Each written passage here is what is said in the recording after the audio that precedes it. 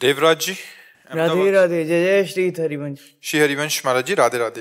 महाराज जी, दिनचर्या और नियमावली बनाना तो आसान सा लगता है, परंतु उसे आचरण में लाना बहुत मुश्किल, बहुत प्रमाद आलस्य भी हो जाता है शायद, क्योंकि अभी इतनी विकलता नहीं है भगवत प्राप्ति की। हाँ, विकलता नहीं भगवत प्राप्ति की आपकी महत्व बुद्धि नहीं है। नहीं तो जैसे अपने लोग हैं ना, तो दिनचर्या ऐसे थोड़ी बनाई।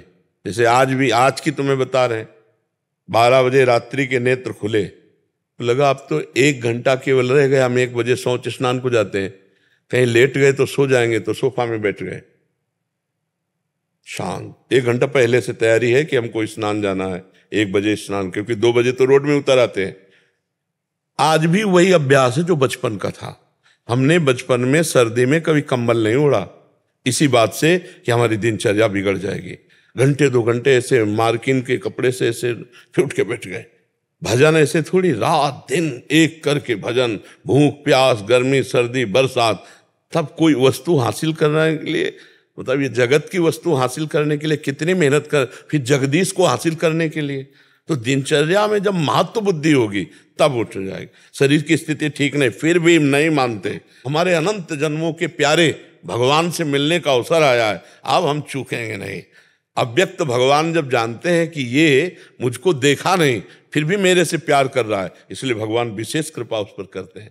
नाम जप का, नियमावली का ऐसा सुन रखो कि हमने कभी अलार्म नहीं रखा, अलार्म वाला सिस्टम कभी नहीं रखा। दिमाग का अलार्म ऐसा चलता रहा है कि 5 मिनट ऊपर नीचे की बात नहीं कह सकते, नहीं कभी ऐसी, कभी 102 बुखार, किडनी फेल, चलने की हिम्मत नहीं। हमें पकड़ो, हमें ले चलो, हमें पकड़ के, हमारी जो नियमावली हमें कराओ। अगर हम 4 राउंड घूमते हैं तो हम नहीं चल पा रहे तो व्हील चेयर में बैठा लो, हमें 4 राउंड घुमाओ। हमारी दिनचर्या है। ऐसे जिद्दी स्वभाव से दिनचर्या, ऐसे नहीं यार आज तो सो जाते, ऐसे कभी पूरे जीवन में ऐसा नहीं हुआ, कभी जीवन में ऐसा। जो नियम ले, जो दिनचर्या बनाए, उसको सांगो पांग जिद्दी स्वभाव, तब तो पार हो जाए। माया तो फिसला देगी, माया फिसला देगी। नियम ही प्रेम को प्राप्त कराता है, अगर नेम नहीं तो फिर प्रेम कैसे प्राप्त हो जाए। महाराज जी, बचपन से जल्दी उठने का अभ्यास था। हाँ, तो इसमें माता पिता को प्रणाम करते हैं कि उनका विशेष योगदान था। और 2 बजे के संस्कार गुरु जी ने डाले। जो हम जिनकी शरण में गए 13 वर्ष की अवस्था में भाग के, तो ऐसे तखत में वो लेटते थे, नीचे जमीन में हम लेटते थे, तो जहां 2 बजते कहते बच्चा उठ उठ, देख किसान लोग हल जोतने जा रहे हैं, तुम बाबा जी होकर पड़े, उठो बैठो। 2 बजे उठ के माला लेकर खड़े हो जाओ, नींद ना आए, खड़े होकर जपो। वो बैठे जप रहे, जा थोड़ा सा जहाँ प्रकाश जैसा हुआ तो फिर गंगा स्नान आदि के लिए, क्योंकि बहुत 2 बजे अंधेरे में कहीं सांप बिछे तो ऐसे। 13-14 साल की अवस्था में तो ऐसा लगता है कि हम भी खेलें कूदें, तो आपके मन में हमें नहीं आया कभी। भगवान की कृपा से हमें दोस्त बनाना नहीं आया, कभी खेलना नहीं आया। हमारे मन में एक ही लगन लगी थी, मैं कैसे भगवान को प्राप्त करूं। ये कोई पूर्व जन्म का भजन का होगा, भगवान की कृपा से। हमें कभी जैसे कोई उत्साह हो तो हमें उदासीनता आती थी। हमें नहीं आता था कि लोग नाच रहे हैं, उत्साह कर रहे, तो जैसे होली है, दीपावली, लोग उत्सव मना रहे तो हम एकांत में खड़े होकर विचार करते थे। हमारा चिंतन अलग चलता था। कभी हमारा आज तक कोई दोस्त नहीं बना, आज तक किसी से हमारी दुश्मनी नहीं, ना मित्रता, ना काहो से दोस्ती, ना काहो से बैर, कोई परिचय में ही नहीं, रिश्तेदार नातेदार कोई कहीं का भी कि अच्छा आप वो, ऐसा कभी परिचय नहीं। सबसे उदासीन, सबसे ऐसा, न कभी खेलने का मन हुआ, न कभी ये सब टीवी देखने, ये संसारिकता। अब टीवी में क्या देखना, झूठा संसार उसमें और झूठा टीवी में क्या देखना। जितने नाटक हैं, जितनी फिल्में हैं, सब झूठी ही तो हैं, क्या देखना है। भगवान ने एक तो संसार ही झूठा बनाया, उसमें भी झूठी फिल्म देखे, कभी मन में रुचि नहीं हुई। और वो भगवान की कृपा है, इसमें हमारी कोई साधना नहीं, इसमें भगवान की कृपा रही।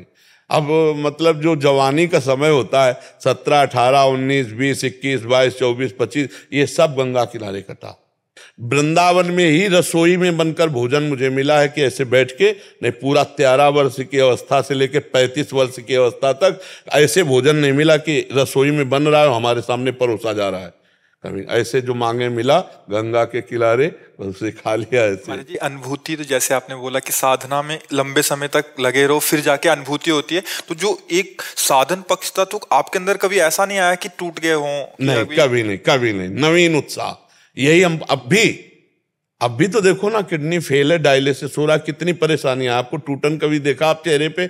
अगर हमें सत्संग में बैठाल दो तो बस बैठाल दो। अब चाहे बुखार हो चाहे जो कुछ है, जब तक तुम घड़ी नहीं दिखाओगे तब तक सत्संग नहीं रुकेगा। भगवत चर्चा ये पूरे जीवन का रहा है, हर कष्ट में कई दिन। मतलब काशी में तो 7 दिन हो गए भोजन नहीं मिले, 7 दिन, क्योंकि वहाँ 80 घाट में भिखारियों के बीच में बैठो जाके तो कुछ सतुआ मिल गया या बर्फी मिल गई।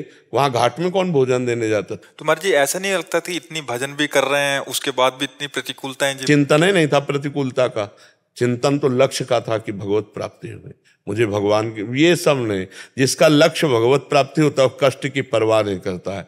कष्ट की परवाह तो तब करता है जिसका लक्ष्य दृढ़ नहीं होता। तो फिर मनोरंजन, अब काशी में इतने भंडारे होते हैं, मतलब मारवाड़ी क्षेत्र में आप कभी भी चले जाओ, अच्छे पदार्थ भोजन सब, कभी नहीं गए। गुरुजी से नियम पूर्वक कहा था कि घाट नहीं छोड़ेंगे, कभी किसी से मांगेंगे नहीं, प्रारब्धानुसार जो आएगा उसी से पाएंगे, और कभी किसी के आश्रम में नहीं सोएंगे। ऐसे ही घाट में सोते थे। वर्षा हो गई तो शंकर जी के मंदिर थे, उन मंदिरों में चले जाते थे। जीवन का लक्ष्य था बस भगवान की प्राप्ति। कभी हम किसी मठ महंत व्यवहार संत महात्मा कभी नहीं, दूर से सत्संग सुना, जीवन को भगवान के मार्ग में चला, क्योंकि पता था संग दोष ना हो जाए। महाराज जी जैसे अभी हम यहाँ रह रहे हैं, सारे संत जन आपके अनुगत होके, तो हमें कभी महसूस नहीं होता खाना पीना, क्योंकि एकदम आपकी कृपा से वहाँ क्या प्रभु भी एक ऐसा परीक्षा लेते हैं कि आपको वैसा टाइट कर रहे थे कि जैसे नहीं, अगर किसी भगवान को किसी भी डिपार्टमेंट में निर्देशक के रूप में, तो उसको बहुत परिपक्व किया जाता है। अगर पूरे बटालियन की कमांड संभालनी है तो उसको हर हरकत का बहुत ज्ञान होना चाहिए। तो हमको शायद ठाकुर जी ने सेवा देनी थी। अब हम कहीं मतलब किसी स्कूल में जा कर के या कहीं व्याकरण आदि या कोई सत्संग आदि की शैली पढ़ना, ये सब कुछ नहीं। गंगा किनारे ही पढ़ाई समझो, भजन हर समय भजन, उसी का जो आप सुनते हैं वो भजन का सुनते हैं। आप लोग जो सब छोड़ छाड़ करके भगवान के मार्ग में आए, उसी भजन का आकर्षण है, उसी भजन का। तो अब ये नहीं कि तुम लोगों को भूखा रहना पड़ेगा, वही गति प्राप्त होगी।